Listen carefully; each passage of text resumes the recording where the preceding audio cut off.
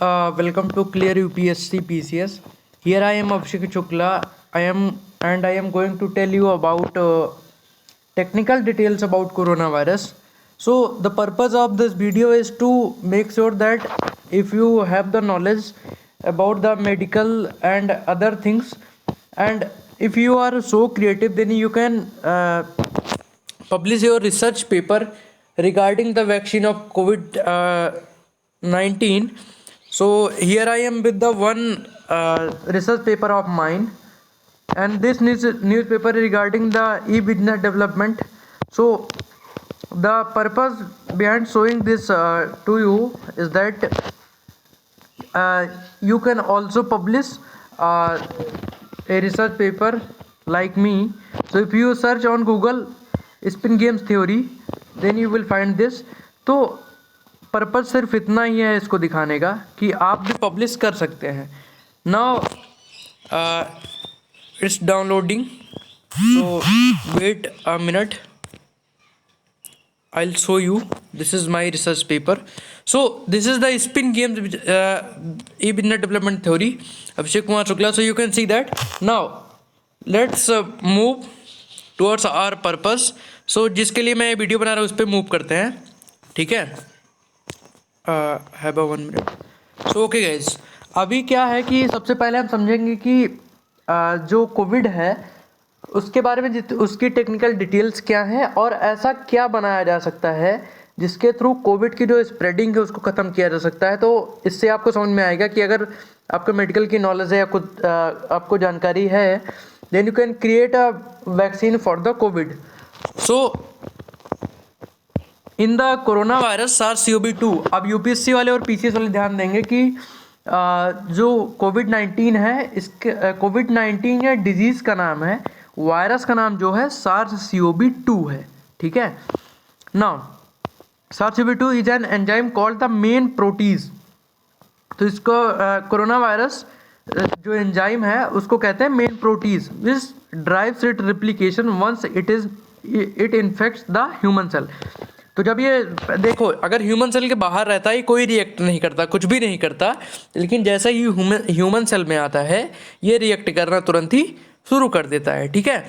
For the first time scientist have complete, तो ये 3D map बनाया गया था, उसी पे ये आया था आर्टिकल, तो उसी के थ्रू मैं आपको बता दे रहा हूँ। For the first time, scientists have completed a 3D map to reveal the location of every atom in the molecules of the enzyme। तो एंजाइम की जितनी भी मॉलिक्यूल्स हैं उनको 3D में व्यू करने के लिए उन्होंने 3D मैपिंग कर डाली है कोरोना वायरस की, और उसी के थ्रू ये टेक्निकल डिटेल्स हमारे पास आई हैं। As COVID-19 cases surge again in several countries, the 3D mapping will allow scientists to better understand how the coronavirus behave and how it can be stopped। तो corona virus कैसे behave करता है और कैसे stop किया जा सकता है, उसके रिगार्डिंग ये बहुत ही हेल्पफुल होगा। The mapping was done by researcher. तो एक किन्होंने किया है, तो आप देख लीजिए, Oak Ridge National Laboratory under US Department of Energy. The result are publish in the journal of biological chemistry, ठीक है। तो ये जर्नल पब्लिश हुई थी। Now we will see the technical detail of that। SARS-CoV-2 express long chain of protein। तो SARS-CoV-2 जो है ये लॉन्ग चेन ऑफ प्रोटीन को एक्सप्रेस करता है। When these chain are broken down and cut into smaller strand. तो जब ये चेन टूट जाती है और एक स्मॉलर उसमें टूट जाता है, मतलब कट डाउन हो जाता है स्मॉलर स्ट्रैंड्स में, it enable the virus to reproduce. तो वायरस जो होता है रिप्रोड्यूस हो जाता है, ठीक है। जैसे मान लीजिए वायरस है, I don't have the I think pen here, so okay I will tell you. मान लीजिए ये जो न्यू रिसर्च लिखा हुआ है ये वायरस है, ठीक है। तो अगर इसको ब्रोकन डाउन करेंगे NEW में, तो ये जितने भी पार्ट्स होंगे ना अलग अलग होते जाएंगे, कट डाउन होते जाएंगे, वो सारे रिप्लिकेट करके नए नए वायरसेस को बनाते जाएंगे और उसका रिप्लिकेशन होता रहेगा, ठीक है। तो that's how they reproduce. This task is perform by main proteases. तो मेन प्रोटीज होता है उसी के थ्रू परफॉर्म किया जाता है task. Its structure two identical protein molecule held together by hydrogen bonds. तो दो प्रोटीन के मॉलिक्यूल्स एक साथ ही रहते हैं, मतलब इसका स्ट्रक्चर बताया जा रहा है। तो दो आइडेंटिकल प्रोटीन मॉलिक्यूल जो हैं वो साथ में रहेंगे, इनको बॉन्ड जो बाउंडेशन इनकी होती है, मतलब इसको इन दोनों के एक साथ कौन रखता है, तो हाइड्रोजन मॉलिक्यूल्स रखता है, ठीक है। If a drug can be developed that inhibits R block the proteases activity, तो जो मेन प्रोटीज जो है इसकी एक्टिविटी को जो ब्लॉक कर सके, if a drug can be developed and inhibits or block the protein activity, it will prevent the virus from replicating and spreading the other cell in the body.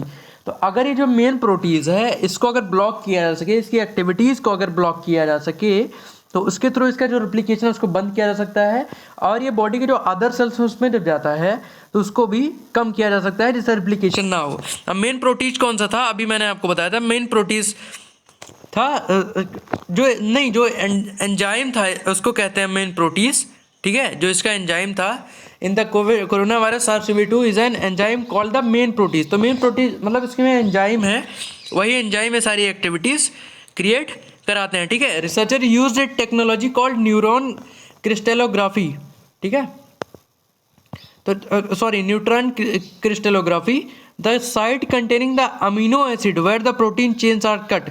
तो जो site है, देखो neutron crystallography जो technique है इसका use किया जाता है, ठीक है। The site containing the amino acid where the protein chains are cut, the experiment reveal it is an electrically charge reactive state, ठीक है। तो जहाँ पे कट होता है वहाँ पे जो इलेक्ट्रिकली चार्ज रिएक्टिव स्टेट होती है, नॉट इन अ रेस्टिंग और न्यूट्रल स्टेट। तो न्यूट्रल स्टेट में वो कट नहीं होता है, तो वो इलेक्ट्रिकली चार्ज स्टेट जो होती है उसमें वो कट होता है।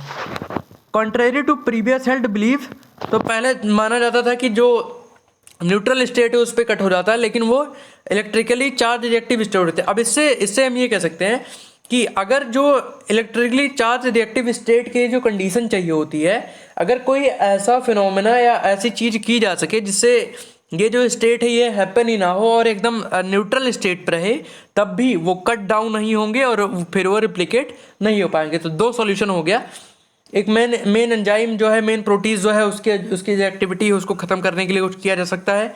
दूसरा, जब एक कट होता है तो इलेक्ट्रिकली चार्ज रिएक्टिव स्टेट जो होती है उसमें होता है, न्यूट्रल स्टेट नहीं होता। तो अगर किसी भी तरीके से न्यूट्रल स्टेट में ही वो कंडीशन बनाई जा सके, तो that is the thing by which a vaccine can develop, ठीक है। Second, research map the location of each hydrogen atom in the places where drug inhibitors could bind the protease enzyme as well as the electrical charge of the associate amino acids, ठीक है। तो वही बात की जा रही है कि लोकेशन भी हाइड्रोजन एटम्स की हो गई है। तभी इसमें ये भी किया जा सकता है हाइड्रोजन एटम्स जहाँ पे बाउंड करते हैं, अगर ऐसा कुछ हो जाए कि हाइड्रोजन एटम्स उनको बाउंड न कर पाए, तो उसके थ्रू भी ये काम हो सकता है, ठीक है। Previous research published in Nature Communication create a complete atomic structure of the protease enzyme. The new research build on that. तो पहले जो एंजाइम का जो मेन प्रोटीज है उसका जो स्ट्रक्चर है, उसकी जो पहले एक रिसर्च पब्लिश हुई थी उसमें उसका स्ट्रक्चर दिया जा चुका है। तो अगर प्रोटीज की एक्टिविटी किसी को समझना है तो उस स्ट्रक्चर पे वो जा सकता है, ठीक है। The team will now use the newly obtained information to investigate the binding properties of drug molecules candidate to produce improved COVID-19 therapies. तो ठीक है, तो इसमें क्या है, सीन वही हो रहा है कि जो स्ट्रक्चर जो मैंने दोनों आपको बताए हैं उसमें कोई वो जो न्यू रिसर्चर्स हैं, जैसे आप लोग हैं, आप में से किसी कुछ लोगों को मेडिकल की इन्फॉर्मेशन होगी, तो आप लोग क्या कर सकते हैं, जो 2-3 रास्ते बताए गए हैं उसके लिए अगर आपको इन्फॉर्मेशन है, जैसे हाइड्रोजन मॉलिक्यूल बॉन्ड बन ना पाए उन मॉलिक्यूल के साथ हाइड्रोजन की, वो उन दोनों मॉलिक्यूल्स को बाउंड ना कर पाए हाइड्रोजन, एंड जहाँ पे कट होता है तो इलेक्ट्रिकली चार्ज स्टेज होती है वो न्यूट्रल स्टेज पर रहे, तो इसके थ्रू जो कोविड वायरस है उसको कम किया जा सकता है, ठीक है। The research is novel in several ways, it is the first time anyone has obtain a neutron structure of corona virus protein. तो न्यूट्रॉन स्ट्रक्चर पहली बार कोरोना वायरस प्रोटीन की अभी मिली है। The researcher studied it also the first time anyone has looked at the class of proteases enzyme using neutron. तो proteases enzyme पे किसी ने पहली बार ध्यान दिया है using neutron. Further the fact that the protein chain are cut at a site that is an electrically charge reactive state rather than neutral was a surprise finding. तो ये सरप्राइज फाइंडिंग है क्योंकि इलेक्ट्रिकली चार्ज स्टेज पे neutron का cut होना मतलब बहुत कम ही rare chances होते हैं कट होने के। तो okay friends, we have done with this. So if you have knowledge of medical, then you can do this. And remember, this can be asked in the UPSC mains examination, because the UPSC examinations trend is changing every year. You can see the 2020 prelims, they are asking the question from the very basic and the from the traditional point of view, from the traditional pattern. So you can think UPSC can ask anything to you, such as in polity they ask Rukma Bai case. So in somehow we can say that ki Rukma Bai case is for the judge examination, or we can say it's more prevalent, or we can say it can be for the optional subjects student. But so by this you can understand that कि UPSC के जो trend है हमेशा change होता जा रहा है. So you have to know all the things regarding that. So okay friends, have a good day.